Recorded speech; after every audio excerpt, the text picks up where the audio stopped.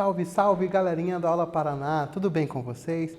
Prof. Jorge na área com mais uma aula de Biologia para a segunda série do ensino médio, tudo bem? E hoje nós vamos trabalhar o conceito de classificação dos seres vivos e análise filogenética. Nós vamos entender como nós vamos fazer para classificar esses seres vivos, essa biodiversidade que existe no nosso planeta, e também vamos entender as relações evolutivas e a forma como a gente vai representar essas relações evolutivas dentro do contexto biológico. Tá legal? Então, vamos acompanhando aqui os nossos objetivos da aula de hoje. Nós vamos falar sobre o conceito biológico de espécie, a nomenclatura binomial, a classificação dos seres vivos e também o conceito filogenético de espécie. Nós temos tanto o conceito biológico quanto filogenético para poder abranger uma maior parte de seres vivos e expressar de forma mais adequada a realidade da natureza. Tudo bem? E eu trouxe aqui para vocês uma imagem, uma figura. Você já viu essa figura em algum lugar, em algum livro didático, em algum site da internet? Alguma pesquisa que você fez para o seu professor? O que será que é isso daqui? Tá? Então, aqui eu estou representando para vocês, pessoal, um pouquinho da relação filogenética entre os principais grupos de primatas. Tá? Então, analisemos aqui comigo. Essa figura está mostrando alguns símios do Novo Mundo e até chegar na nossa linhagem, que é o Homo sapiens. Tá? Então, uma história evolutiva. Então, isso é uma árvore filogenética e ela vai mostrar a relação de parentesco entre as espécies. Isso é muito importante dentro do ponto de vista biológico e do ponto de vista evolutivo. Tudo bem? Então, como que nós vamos definir uma espécie biológica? Tem um artigo bem legal da revista Mundo Estranho, inclusive está disponível na internet para consulta, tá? E os autores dessa reportagem, eles colocam a seguinte pergunta: que critérios restam, então, para distinguir uma espécie da outra? E agora eu coloco essa pergunta para vocês. Qual é a relação entre a árvore filogenética e a definição de espécie? O que é uma espécie? Vamos lá? Então, eu trouxe aqui primeiro o conceito biológico de espécie, tá? Que é o conceito mais tradicional que nós vamos encontrar dentro de biologia. Tá? Então, espécies são organismos intercruzantes em ambiente natural, gerando descendentes férteis. Aqui, pessoal, nós vamos chegar em um ponto bem específico, que é a geração de descendentes férteis. Então, eu tenho, por exemplo, o ligre, que é o cruzamento entre leão e tigre, que vai gerar um descendente que não é fértil. Então, eu considero tigre e leão sendo de espécies diferentes. E eles podem se cruzar em ambiente natural. Uma região muito pequena, ali que eles podem ter encontro das duas espécies, tanto do Panthera leo quanto o Panthera tigris, mas pode acontecer em ambiente natural. Porém, geram descendentes não férteis. Tudo bem? Vamos acompanhar aqui quem que começou a fazer a classificação das espécies, que é esse rapaz aqui, ó, o Carl von Linneu, ou Carlos Linneu. Ele publicou em seu livro Systema Naturae algumas regras que nós utilizamos até hoje para a classificação dos seres vivos. Tudo bem? Então, o que nós vamos ter sobre Linneu? Linneu, ele é o pai da taxonomia. Mas, pessoal, o que é taxonomia? O que significa esse nome? Taxon significa grupos e nomia nome. Eu estou nomeando os grupos de seres vivos que existem. Tudo bem? Nós podemos acompanhar também que Linneu ele desenvolveu as categorias taxonômicas, ou seja, a forma como a gente vai classificar esses seres vivos e a nomenclatura binomial. Por que é importante falar sobre a nomenclatura binomial? A nomenclatura binomial ela é importante porque, por exemplo, se eu quiser chamar um cachorro aqui no Brasil, eu vou falar simplesmente cachorro. Mas se eu for para os Estados Unidos, por exemplo, é outra palavra, dog. Na Rússia, no Japão, cada lugar do mundo é uma palavra que eu vou estar utilizando. E para os cientistas poderem se entender ou compreender o que um fala para o outro, criou-se a nomenclatura biológica, que é uma regra para dar nomes às espécies tanto de plantas, de animais e dos demais seres vivos também, protozoários, bactérias, vírus também, tudo bem? Vamos lá? Essa nomenclatura binomial ela é formada por dois nomes. O primeiro nome é o nome do gênero e o segundo nome é o epíteto específico. E o nome em conjunto, é importante lembrar, esses dois nomezinhos aqui, é o nome da espécie. Tá? Então aqui eu tenho Loxosceles intermédia, que é a aranha marrom. O nome popular é aranha marrom. Nos Estados Unidos ela é conhecida como aranha reclusa, tá? Ou brown spider também. Tudo bem? E ele é destacado do texto. Notem que aqui ele está em itálico. As letrinhas estão deitadinhas. Tá? E eu posso colocar também quem que fez a descrição desse nome e o ano que ele descreveu essa espécie aí. Tudo bem?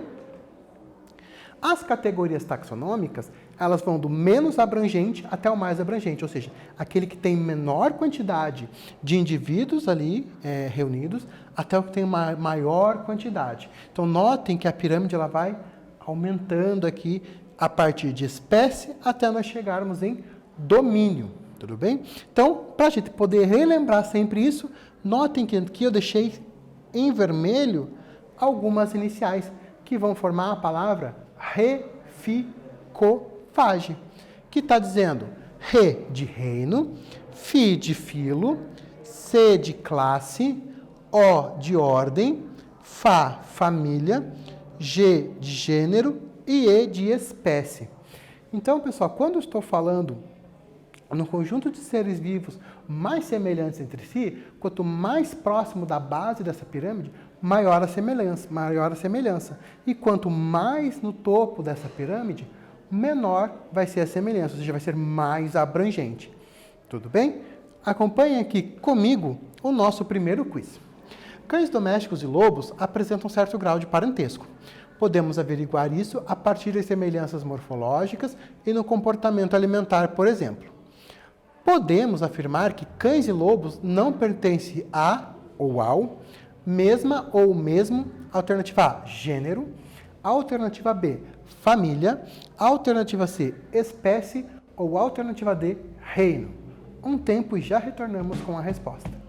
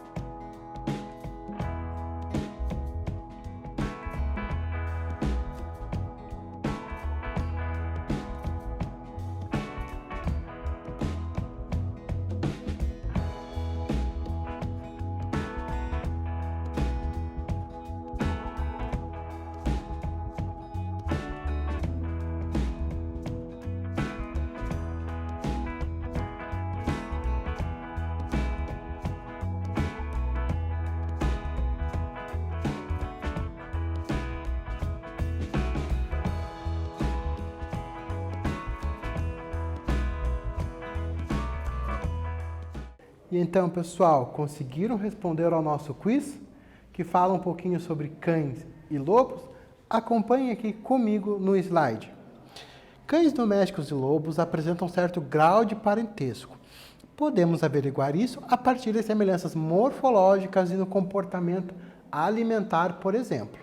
Podemos afirmar que cães e lobos não pertencem ao mesmo ou à mesma espécie, tá? Tanto o cão quanto o lobo, eles pertencem ao mesmo gênero, à mesma ordem, à mesma família, à mesma classe, e assim sucessivamente lá nas categorias mais abrangentes. E eles pertencem a espécies diferentes. Por exemplo, o lobo, ele tem como nome científico Canis lupus, enquanto o cão doméstico é Canis familiaris. Tá? Alguns autores vão trazer que eles vão ser diferentes a nível de subespécie, mas a maior parte concorda que eles são diferentes a nível de espécie. Belezinha? Vamos acompanhar aqui comigo na sequência? Vamos lá? Agora a gente vai trabalhar o conceito filogenético de espécie. Tá? Quando eu estou falando em filogenia, eu estou trabalhando com relação de parentesco, igual aquele slide que a gente mostrou bem no início da aula. Tá? Então, o que é esse conceito filogenético? um grupo irredutível de organismos, diagnosticavelmente diferente de outros grupos, ou seja, eu consigo observar esse organismo e já diferenciar eles dos demais organismos, e intimamente ligado a um modelo parental de ancestralidade e descendência. Então, quando eu estou trabalhando, pessoal, o conceito de filogenética, eu tenho que ter em mente que a vida ela passa por um processo chamado de evolução. Tá? Então, essa evolução ela acontece para a formação, inclusive, de novas espécies, através do que nós chamamos de especiação. Tá? Então, quando eu estou mostrando a relação filogenética, eu estou resumindo essa história evolutiva dos organismos que estão presentes no nosso planeta. Tá? Então, a relação filogenética é a relação entre esses seres vivos aí. Vamos entender um pouquinho alguns conceitos dentro de filogenia para a gente poder analisar de forma mais adequada as árvores filogenéticas. Acompanhe comigo esse primeiro exemplo. Tá? Então, eu tenho aqui um modelo de um cladograma, tá? Uma árvore filogenética. Aqui eu vou ter nesse cladograma as espécies ancestrais, aquelas que vão dar origem às espécies atuais. Sempre na ponta, eu posso ter aqui do lado, numa das laterais, tá? Numa das laterais, ou eu posso ter no topo aqui, como a gente vai ver nos outros exemplos. Tá? Mas aqui eu tenho as espécies de interesse, que são as espécies atuais. Essas anteriores aqui são espécies ancestrais. Então, cada nozinho, ó, cada pontinho que eu vou apresentar aqui, é um ponto que uma espécie ela se dividiu em duas espécies. Tá? Então, elas se adaptaram de forma diferente. Vamos entender como que isso acontece a partir de um exemplo bem simples. Vamos imaginar que eu tenho em um ambiente uma população com formigas. E, de repente, um rio se forma no meio dessa população de formigas, separando de um lado um grupo e de outro lado um outro grupo de formigas. Eles ficam tanto tempo separados que depois de determinado período, elas não conseguem mais cruzar-se entre si. Ou seja, uma barreira geográfica promoveu a separação em dois grupos diferentes de formigas, formando novas espécies. Esse tipo de especiação é uma especiação por barreira geográfica, que é o que a gente mostra aqui, olha pessoal, nesses pontos. Tá? Então, vamos imaginar que cada pontinho desse daqui é uma alteração que aconteceu no ambiente e que formaram novas espécies, tá? Até a gente ter as espécies atuais. Aqui eu estou mostrando uma outra forma de representar. Lembra que eu coloquei no slide anterior? Eu posso ter aqui na lateral, vou estar retomando aqui, ou eu posso ter aqui no topo as minhas espécies de interesse. Essa linha de tempo, quando eu for subindo aqui no cladograma, eu posso chamar de anagênese. Tá? Anagênese. E aqui eu tenho, esses pontos eu posso chamar de cladogênese. Mas o que é importante a gente lembrar? Que as espécies de interesse estão aqui na ponta e que nós temos um ancestral comum, por exemplo, a todas as espécies. Aqui eu tenho ancestral comum mais recente de A e B. Ou seja, vai tornar o grupo A irmão do grupo B.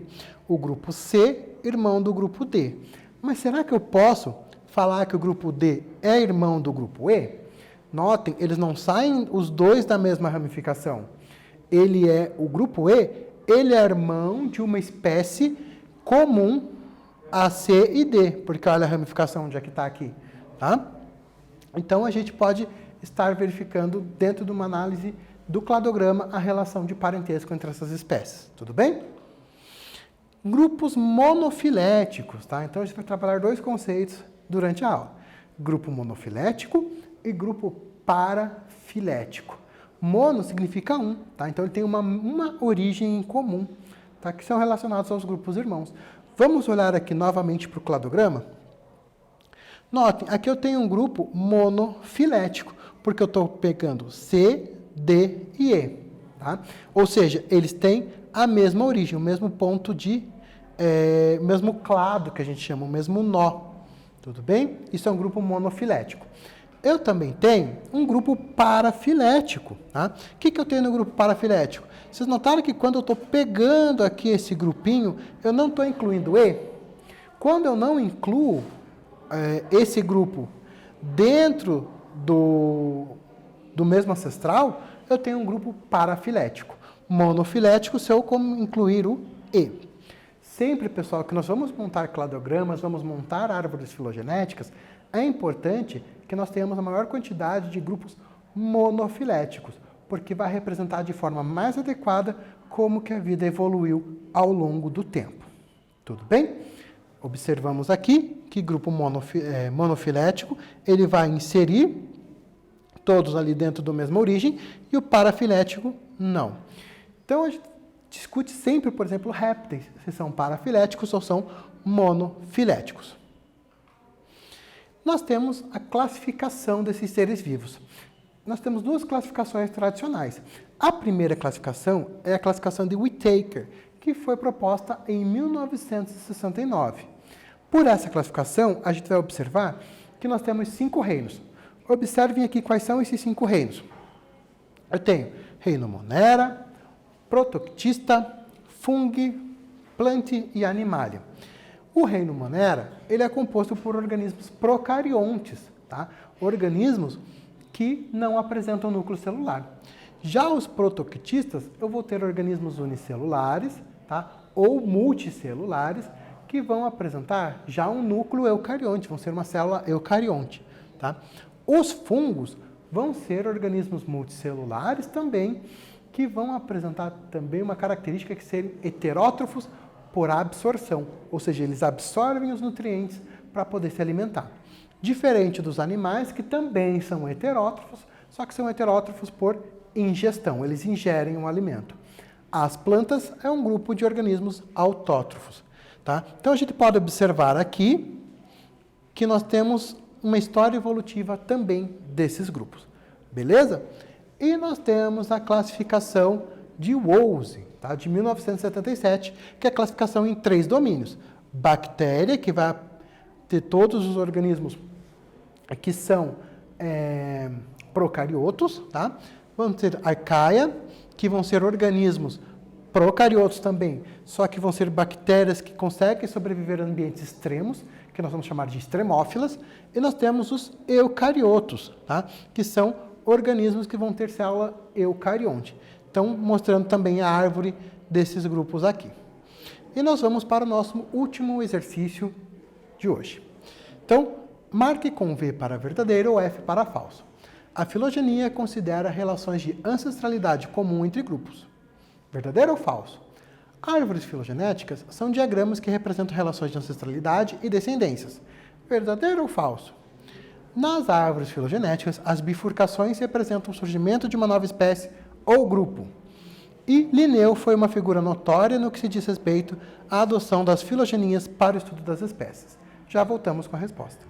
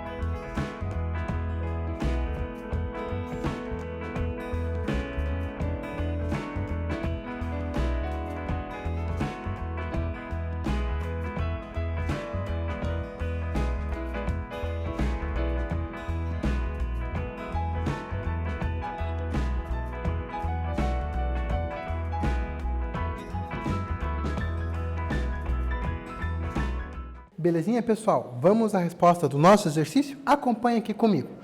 É um exercício para assinalar verdadeiro ou falso. A primeira, a filogenia considera as relações de ancestralidade comum entre grupos? Verdadeiro ou falso? Verdadeiro. Árvores filogenéticas são diagramas que representam relações de ancestralidade e descendências? também é verdadeiro. Nas árvores filogenéticas, as bifurcações representam o surgimento de uma nova espécie ou grupo? Verdadeiro também, como nós falamos sobre a especiação por barreira geográfica. E Linneu foi uma figura notória no que se diz respeito à adoção das filogenias para o estudo das espécies. Foi Linneu que falou de filogenia? Não foi Linneu. A filogenia surgiu bem mais recente na história da classificação dos seres vivos. E eu trouxe aqui para vocês um pouquinho do que foi importante que nós falamos na aula de hoje. É importante fazer esse registro.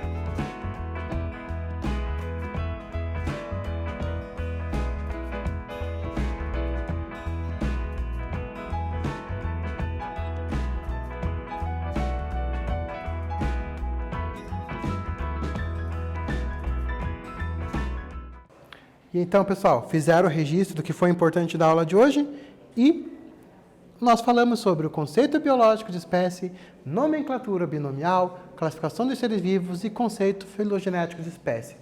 Espero que vocês tenham gostado da nossa aula, tenham aprendido bastante coisa nova em biologia. Muito obrigado e tchau, tchau!